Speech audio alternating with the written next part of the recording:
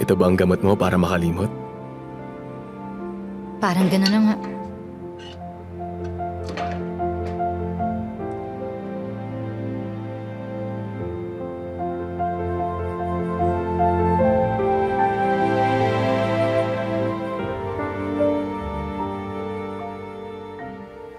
Pinili niyang umalis.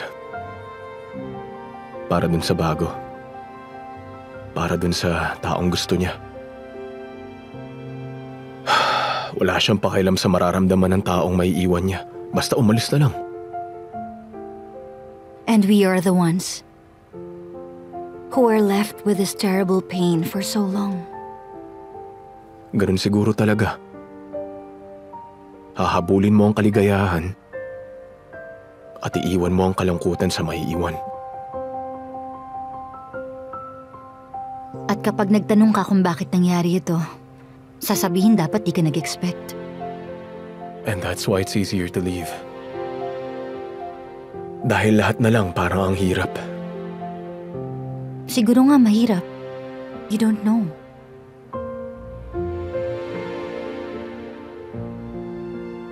Kahit ang magpaalam ay napakahirap din. Wala naman itong kaibahan sa pagsasabi ng merhaba. Malupit ang mga nang iiwan. Kaya kawawa ang mga naiiwan. Mga wala silang puso. Ang mga naiwan. Hello? Pasensya na, Sabnem. Wala namang nangyari. Okay, sige. Bukas na lang tayo mag-usap.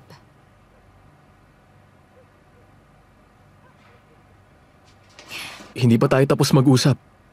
Sa tingin ko, hindi na kailangan.